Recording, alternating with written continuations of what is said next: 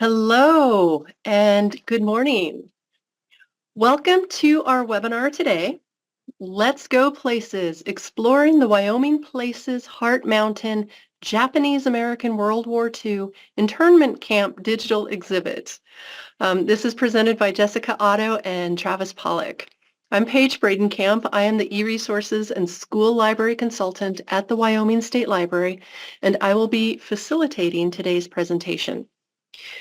The Wyoming State Library has a suite of digital collections, including Wyoming Places, where we will take a look at the Heart Mountain digital exhibit. I've included a link to the Wyoming Places website in the chat, so if you want to follow along, please feel free to do so. Before we get started, I want to mention that this webinar is being recorded. I will send a link to each person who is registered, but you can also access the recording after this webinar on the Wyoming State Library YouTube channel. Throughout the webinar, if you have questions, please type them into the chat, and Travis and Jessica will try to answer them as they go along. However, there will be a Q&A at the end of the presentation where we can unmute and ask as many questions as we would like. Again, welcome. I'm going to turn it over to our presenters now to introduce themselves and share more about this Wyoming State Library digital exhibit. All right, thanks, Paige. My name is Travis Pollok, and I'm the Information Services Manager at the Wyoming State Library, and I'll be presenting today with Jessica. Hi, everybody. I'm Jessica Otto. I'm the Research and Statistics Consultant at the Wyoming State Library. I'm going to get us started off here. As Paige mentioned, the link is in the chat if you want to follow along, but we'll be at places.wyo.gov, which is the homepage for our Wyoming Places database and our digital exhibits. Today's webinar is going to be focused on the Heart Mountain World War II Internment Camp virtual exhibit. My colleague Travis is going to be doing a deep dive into the exhibit itself in a few minutes, but first I'm going to give you an overview of the Places website, which we're looking at right now, and show you the Heart Mountain related items in our database. Since this is the second Places webinar that we've hosted, I won't go into too much detail about how to navigate every little thing on the website, but I will show you briefly where you can find the first webinar so that you can look at that deeper dive into how to navigate everything. By the end of this webinar, you'll have a better understanding of the Japanese American Relocation Camp life in Heart Mountain and additional resources on how to find more information about Heart Mountain, as well as what Places is and what it's about. So what are we waiting for? Let's go Places. So welcome back to Places. You can access all of our resources from this homepage. So if you ever get lost, just click on the Wyoming Places logo in the top left corner of the website to go back to the homepage. And I am going to try to highlight my mouse here so you can see what I'm doing. Okay, there we go. For those of you who may be new to Places, what is Places? It's an ongoing project at our Wyoming State Library to create an online resource about the place names of Wyoming and the history of those places. It was inspired by some of our reference librarians who received many questions about Wyoming places and the origin of those names from patrons across the world. The purpose of Wyoming Places is to give the user information about the origin of the name of a place, a brief history of that place, and stories about it if we can find them. The website consists of two main parts. The website that we're looking at right now, the homepage that has a lot of fun facts or fun features we'll get into, and the Places database itself, which you can access through the search browse magnifying glass button right here. So some of the fun features that are available on the Wyoming Places website itself, you can access all of them from the homepage. This middle button right here, discover the origin of the state's name, pretty self-explanatory. But if you've ever wondered where the name Wyoming comes from, that will give you more information about it. The middle button on the right side, right column, track the development of Wyoming on the map. Here we have a gallery of historic maps from 1865 to 1930. Or actually 1942, sorry, we have added a few. The Wyoming Places website and the database are always growing, so check back often for changes. You can click on each of these maps to view a larger image of it, and they will link back to their source and have a citation at the bottom of each page.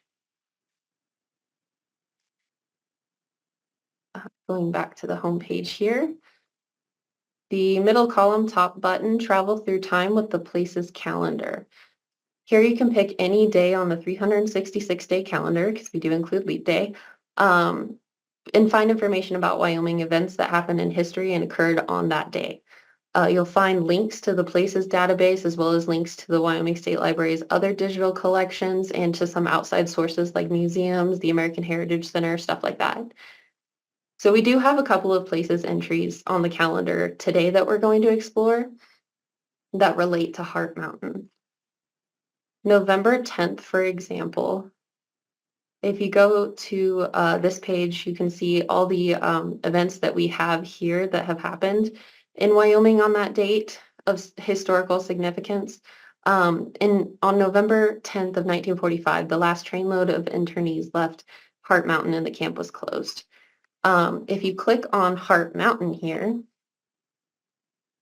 it'll take you to one of the entries in the database to give you more information about the location that's being discussed on the calendar. The other day that we have an entry to look at, December 7th. As you can see here, there's two entries. We're looking at 1941, which is the bombing of Pearl Harbor. Of course, talks about World War II. And since Heart Mountain was, as it states here, another hurry-up project, but a significant event that occurred during World War II. It's discussed there as well. So you can find, once again, more information by clicking on the underlined words on the places calendar. So back on the home page, I'm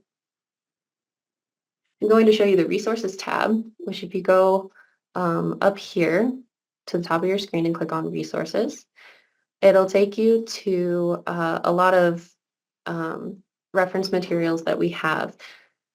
You can search for further place name information from these various resources, but if you're looking for stuff that's found on our website, you're going to be looking in the source material column here. You can find bibliography of the Wyoming place names, the history of Wyoming County Library sources, the sources cited, feature definitions, which I'll explain a little more when we're in the database, and then the help and FAQ. And I will show you when we're in the database an example of how we can use these resources. We use original sources for all of our places information, as well as published sources in the public domain. Names of sources are given throughout the website and database for those who want to do further research. We also link to online resources that relate to that specific place. They must be consistent with our focus, be authoritative, persistent, and non-commercial. And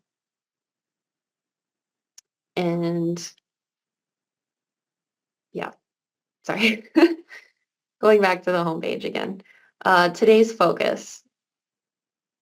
There are 3 exhibits that have been curated by our past and present librarians that focus on some of our state's most historic places, people, and political events.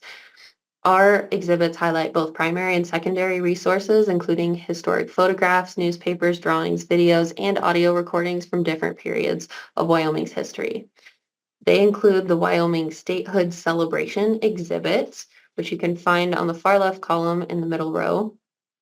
The Wyoming Statehood Celebration exhibit takes users back to July 23rd, 1890, the day Wyoming celebrated achieving its statehood and the events that took place that momentous day. The exhibit features historic newspapers, reenactments of speeches that were given during the statehood celebration at the Capitol.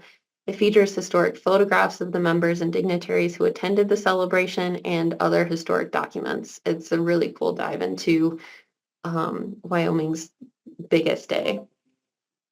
The Wyoming Prisoner of War Camps exhibit, the bottom row here on the far left side of the column,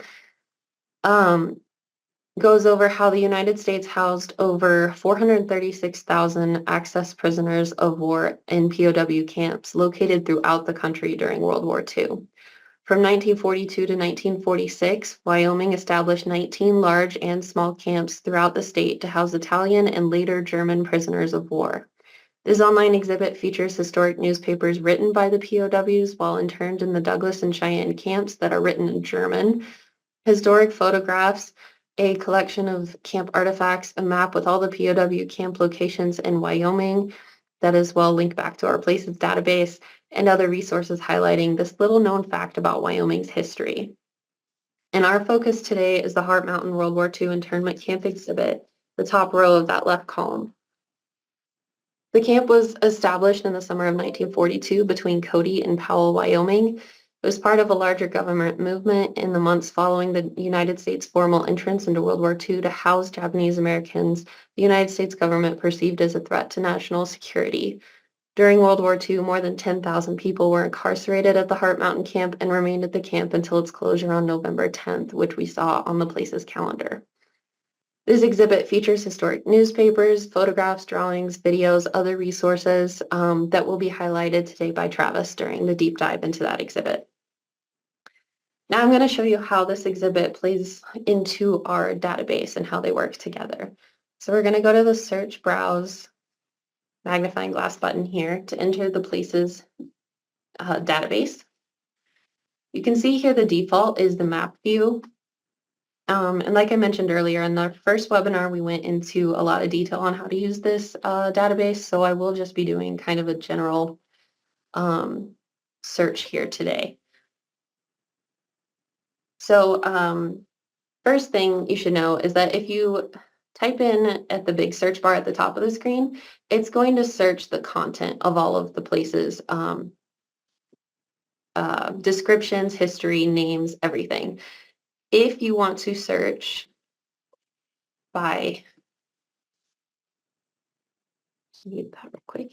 If you want to search by name title specifically for any Wyoming place, you're going to want to use the name search bar, which is what I'm going to do today because as you'll see, there's 3 search results for Heart Mountain by name, and there's 11 for Heart Mountain by description, which doesn't necessarily just use the 2 words Heart Mountain. It would search for each. So it depends on what you're looking for, but for today's purposes, we're going to search by name, update search filters to run the search, and there are 2 locales and 1 summit we can see under the feature type on the left hand side of your screen. You can see them pop up on the map up here in the northwest part of the state. And you can zoom in and see an icon for each item, a little mountain representing the summit, and then another little icon representing the locales. I'm going to go into list view today and get off the map, so it's a little easier to navigate when we know exactly what we're looking for. So you can see here, we have Heart Mountain. This is for the feature category land feature. It is the feature type that we saw on the left as the summit. It gives the elevation, description, the county that it's in, other names it might go by, and then said origin of the name. It also, which is new to places that we've recently added, is the exhibit link. So you can find more information about stuff that's related to Heart Mountain in this instance because it is the mountain itself and not the camp that's also in places. You can click here to go straight to the exhibit, which is just trying to make it an easier connection for our users to bounce back and forth. You can also see Heart Mountain in Park County. This is the locale. It is about the established post office that was created in 1947 and then discontinued in 1953 when there weren't as many people living around Heart Mountain. Finally, down here at the bottom, we have the Heart Mountain Relocation Center, and you might have noticed that these are listed in alphabetical order. to help you with your search.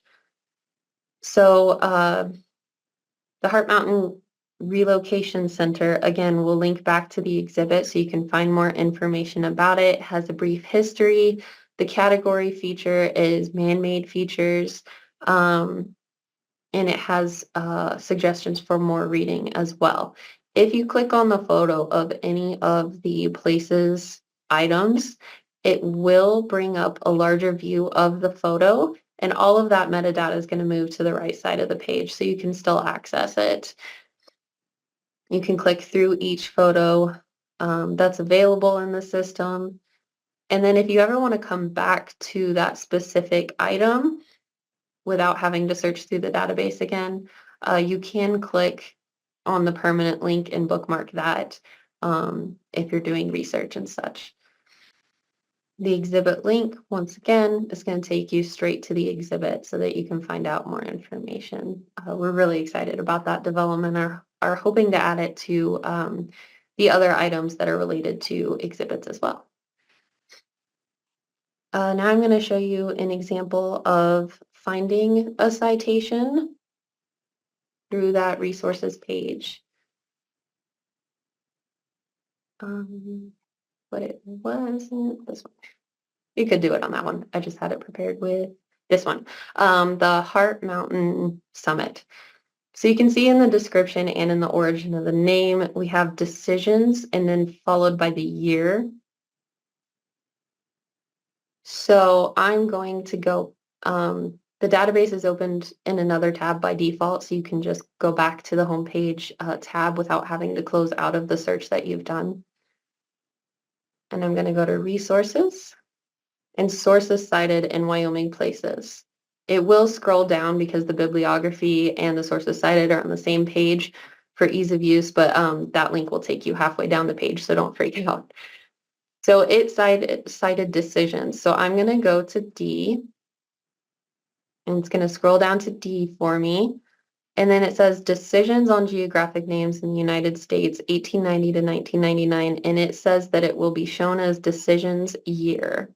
So that is our reference for the Heart Mountain origin of the name, as well as the description of Heart Mountain that we have in our database.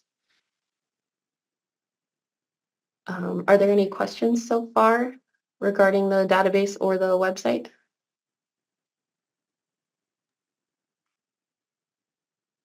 Nothing in the chat either. Okay, cool. I will close out of the database now then. And I will show a little more information about the homepage real quickly before we get into the awesome exhibit that we have at hand. So now that you've seen the database and the website and you know how to explore places, if you have any recommendations to add or any edits to suggest, we have a really cool new feature that you can use this Google form that's listed on the homepage to submit it to our team for consideration.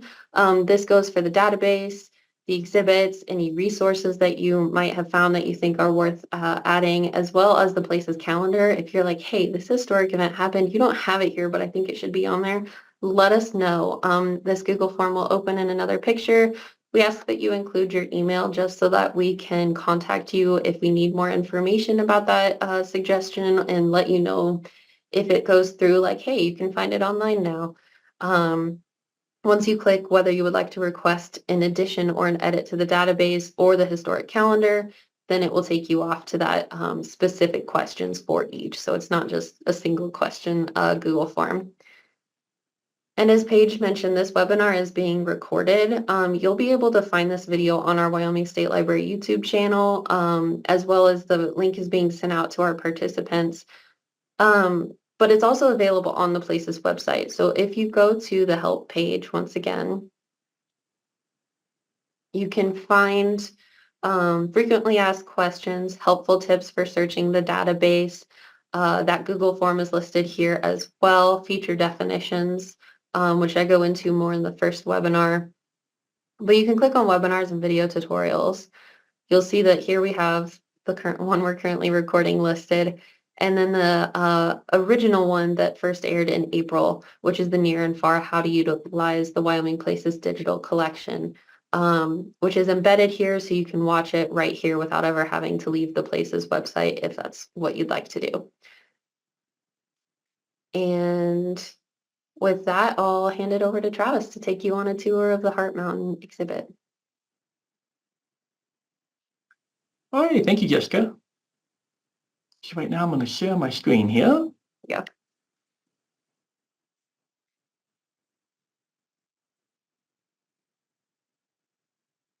And this is, as Jessica mentioned, this is a Heart Mountain Japanese American World War II Internment Camp exhibit. This is one of 3 exhibits that Jessica went through on our Wyoming Places collection.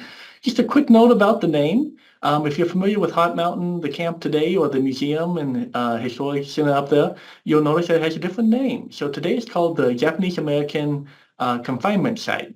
But during World War II, these camps were referred to as either relocation camps or Japanese American internment camps. So that's what we've used mostly in the database.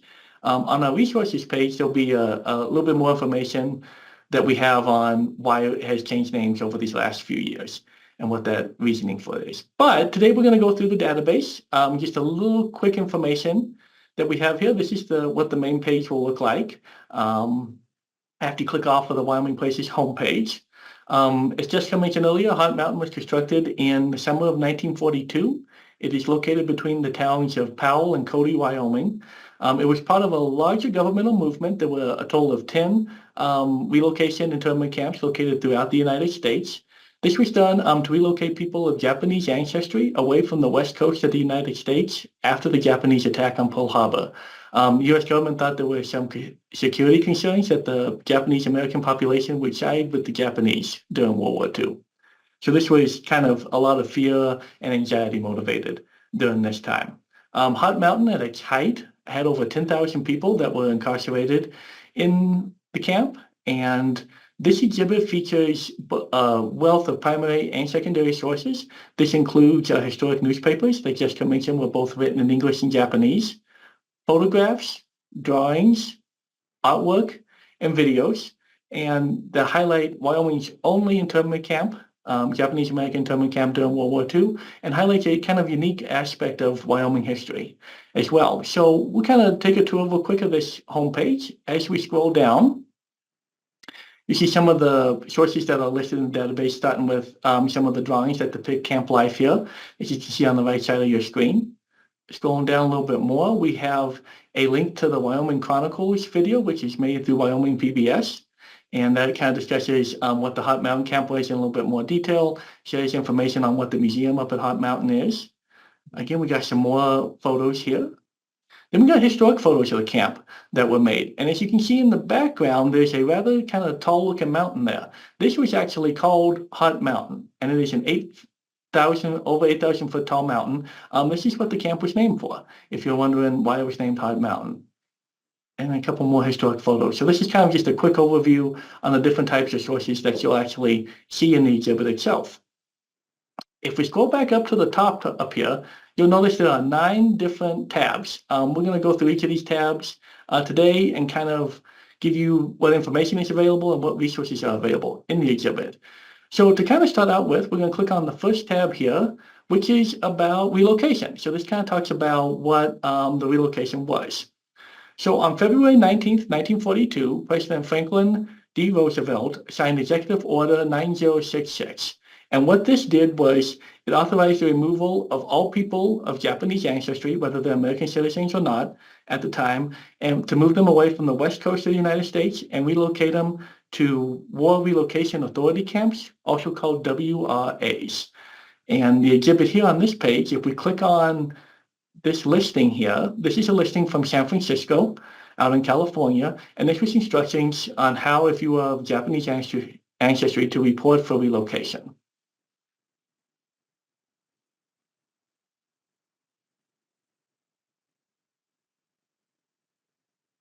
If we go back here and keep scrolling down a little bit and click on this little text icon here, we will get a copy of Executive Order 9066 that was signed by President Roosevelt at the time. This just details what relocation was, what it's going to be, and how it is to be enacted.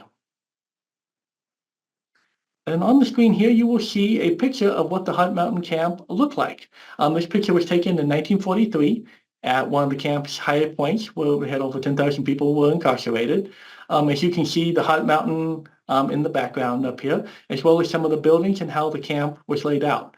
What is kind of hard to see in this photograph is the camp was surrounded by multiple rounds of barbed wire, had guard towers, and was patrolled actively by U.S. Army guards. So people that were incarcerated could only leave with certain permissions from the camp. So they were really confined in order to stay in these camps.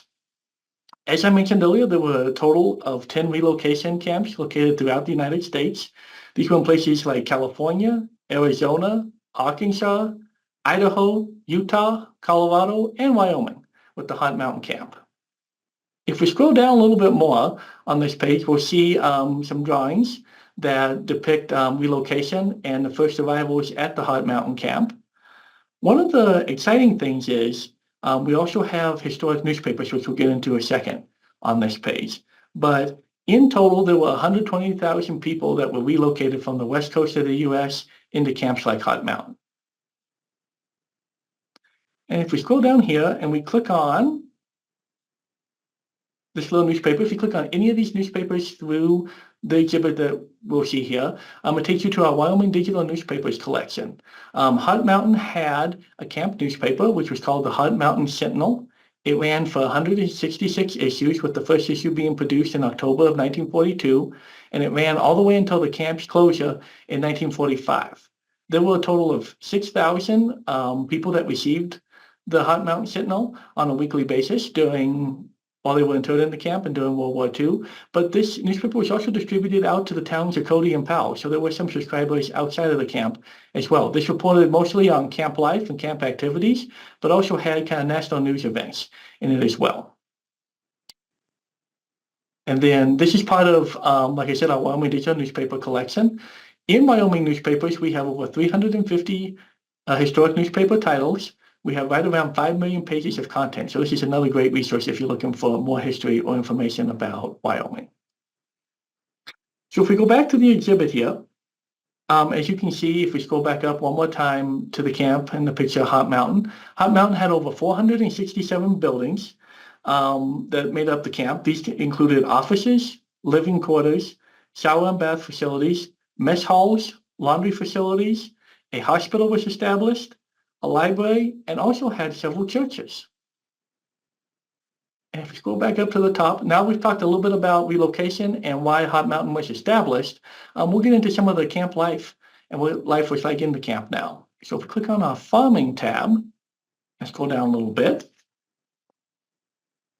most people that were confined to Heart Mountain spent time either working inside or outside of the camp. Residents of Heart Mountain were paid laborers, so they were paid for labor work in the agricultural industry in Wyoming, so that was an option for internees as well. They were allowed to set up their own government and governmental structure, but final say did come from the head camp administration and officials that were run by the U.S. Army at the time. A really cool thing to note is Heart Mountain, out of the 10 relocation camps throughout the U.S., Heart Mountain was one of the most successful in the agricultural and farming industry.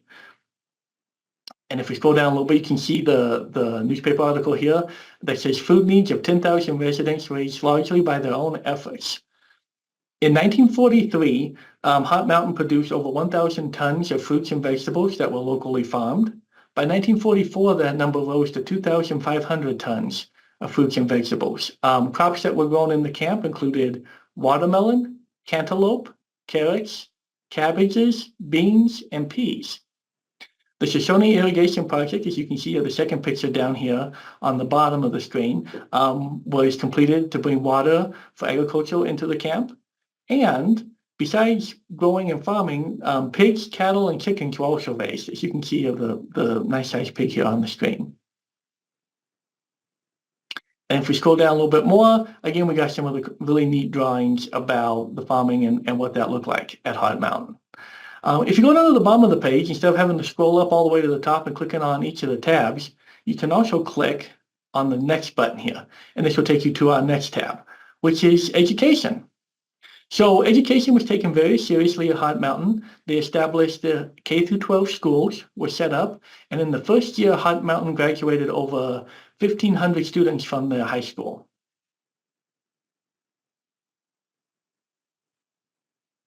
If we scroll over to the next tab, it's called our medical tab.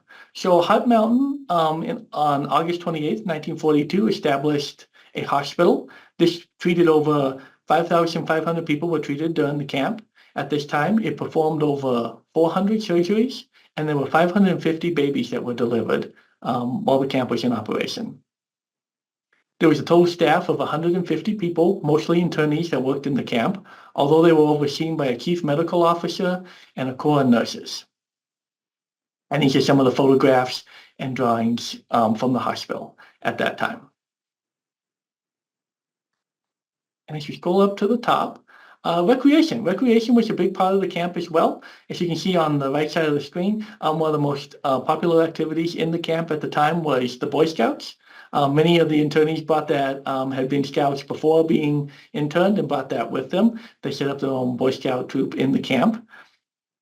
Recreation also included movie theaters, sporting events, arts and crafts, and cultural activities. So now from this page, we'll scroll down and look at some of the different recreational photographs and material that is available.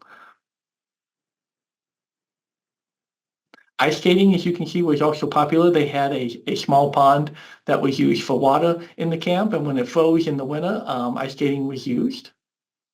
Sumo wrestling was also very popular, as well as football. Heart Mountain had two different teams, the Jackrabbits and the All-Stars.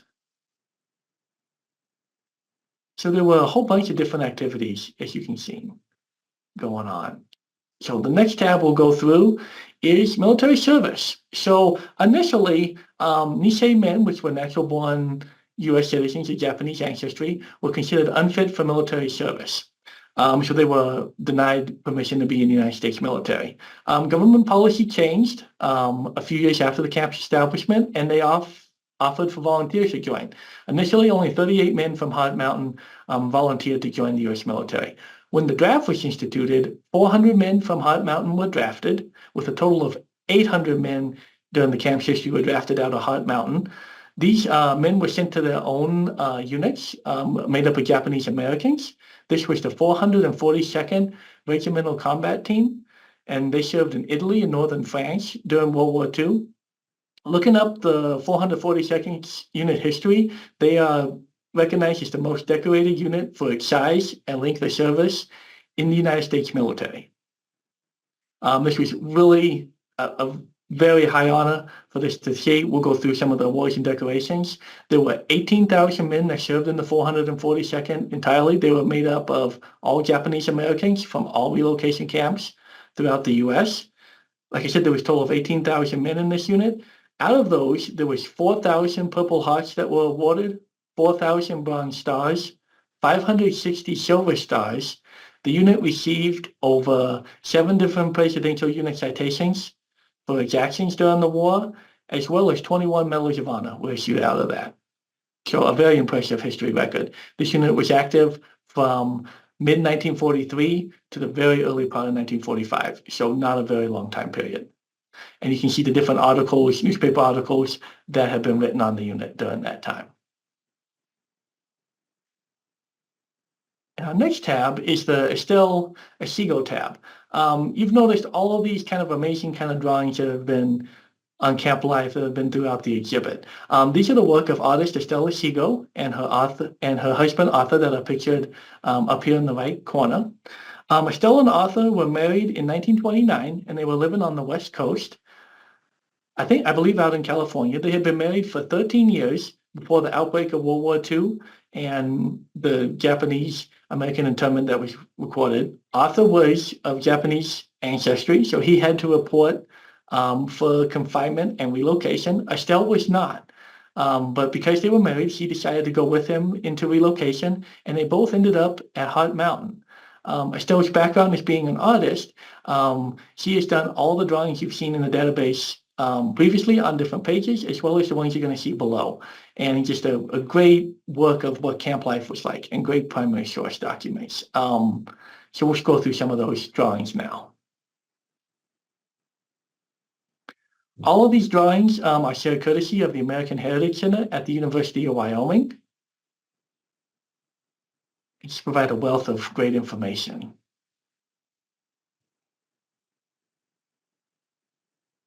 Following the release from Heart Mountain, Estelle published all of her drawings in a book called Lone Heart Mountain. And in the 1990s, there was a documentary done on her life. And these are just a few of the larger collection that is housed at the American Heritage Center. So now we've kind of talked about camp life and what relocation was and what camp life was like. So one of the last tabs we have here for information is after the war.